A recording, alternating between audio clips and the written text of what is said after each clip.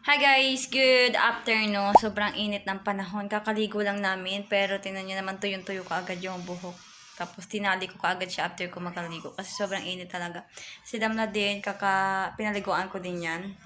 Nakakadalawang paligo kami guys. Kasi sa umaga, pagkagising namin, ang lagkit-lagkit ng katawan namin guys. Sobrang init talaga. Sobrang pawis na pawis kami. Kahit naka-open na yung window, sobrang mainit pa rin talaga.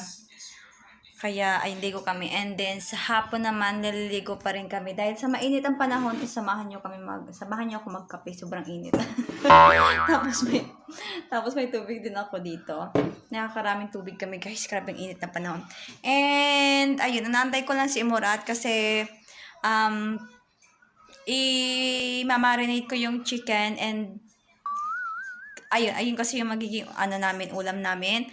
Tapos, nagsasaing na rin ako ngayon. Inaantay ko lang yung mainin. Tapos, pag okay na, labas kami ni Damla. And si Damla pala guys, binilhan siya ni Murat ng second hand na bike.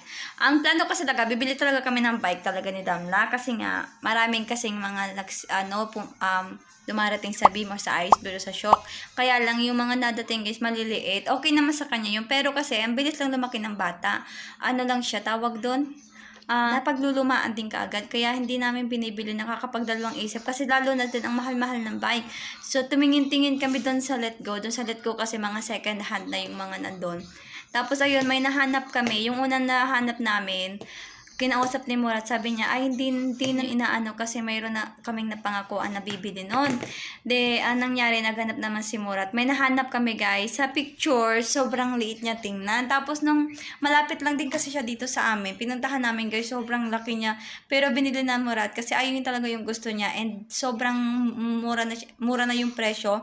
Tapos yung bike, maganda siya guys, hindi mo siya masasabing luma kasi alam mo yung iningatan talaga nung may-ari. Ang ganda guys, promise. Okay na yan kasi nung tines namin talaga na pinasakay namin si Damla kasi ang ganda-ganda niya guys. Sobrang nagustuhan siya ni Damla although sobrang laki niya para kay Damla. Sabi ko nga kay Morote, kung hindi lang kung hindi lang talaga yung mukhang pangbata, sasakyan ko din yan. Kasi maliit lang din naman kasi akong tao, mas malalaki pa nga yung mga yung mga pamangkin ni Murat na babae dito na na 13 years old, 14 years old.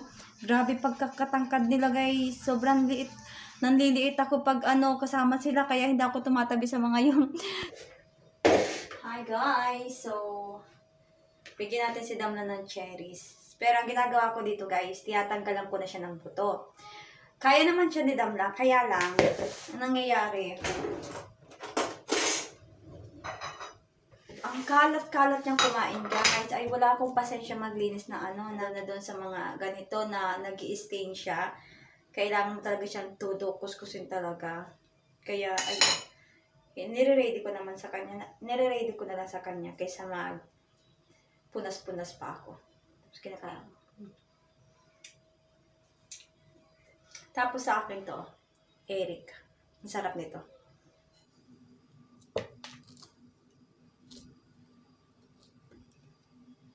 Ganito pala yung gusto ni Damla guys, so yung kantong kulay kasi sobrang sweet na siya. Kahit ako, ganito yung gusto ko eh. Ganito lang.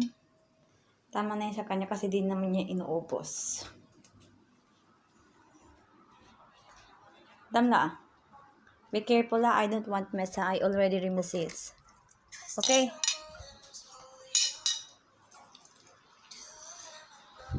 Wala talo. And I'm gonna eat mine also. Poki ka naman hulog. Ay, sorry.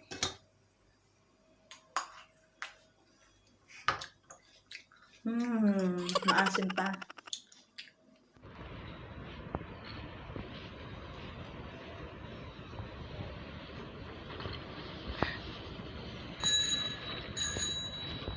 Magaan tayo. Luluto tayo ng mushroom soup. Tapos nagluluto din si Murat ng borek. Pero ano naman to, painted borek.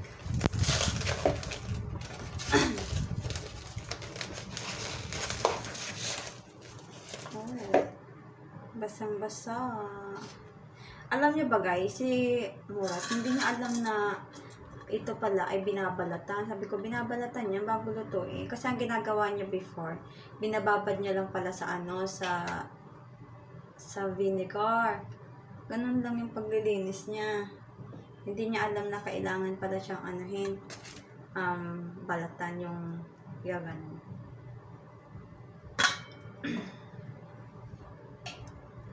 Ito yung favorite part ko pag nagluluto ng mushroom. Yung nagbabalat. Parang satisfying siya.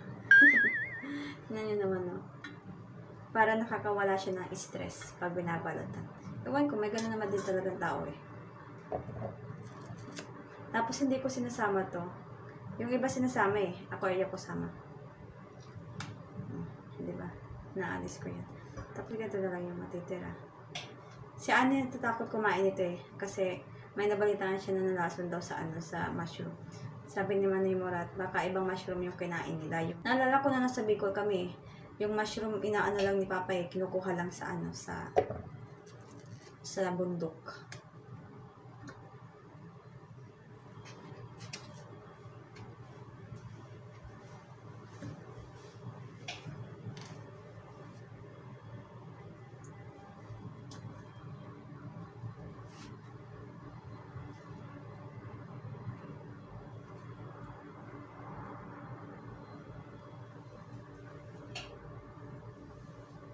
Pimples mo.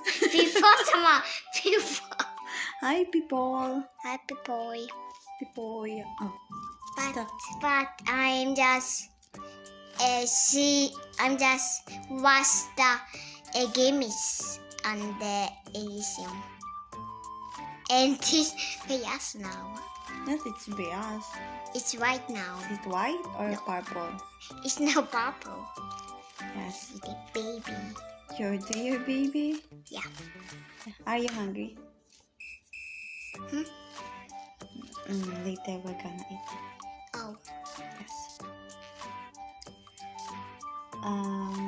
What is my favorite drink? Coffee. Coffee. And Damla's favorite drink?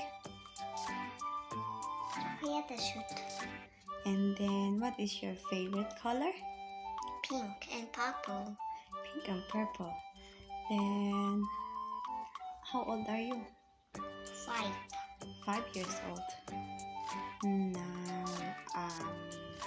tell me more about yourself.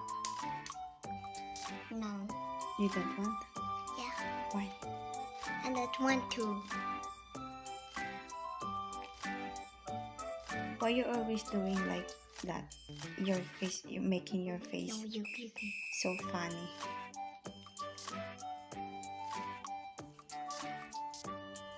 Tan tan tan. Adam na. Tan tan tan tan tan tan tan tan tan tan. What's that? Mr. Bean. Mr. Bean. How about da da da da da da da da da da da. I'm always in the need of fire. In a person. Every time we say. Popoy. How about da da da da da da da da da da da da. Mommy, popoy naman. Da da da. Yuki sa bat. It's a bat. You. Yeah, it's look at it. It's look like a bat. Yeah. Yeah. Pan. But wait. Bum bum. What's your pom pom? What's your pom pom? Every single day. Listen to the policy. Every single second. You are so funny. Like this. What's your pom pom? What's your pom pom? Every single Every single day.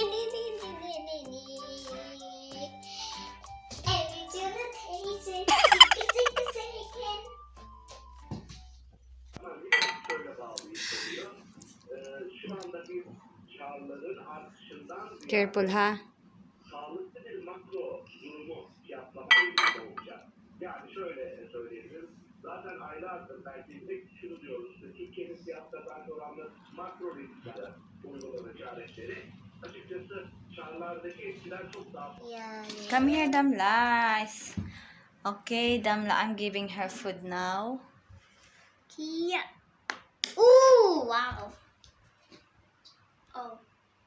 Alam niyo ba yung short na suot niya, guys? Galing pa yan na Pinas. Ano yan terno yan On the Where? That grasshopper. Ano sa- It's a grasshopper. Come here. Now, ayun yung dinala ko yun dito. Kasi ganun ako kaliit, guys. So, dinala ko. Si Damla na ngayon yung nagsusuot. Dalawa yan eh. Yung isa sa kapatid ko, tapos yung ito, yung akin. Tapos yung partner niyan, ibinigay ko sa pinsan ko sa Batangas.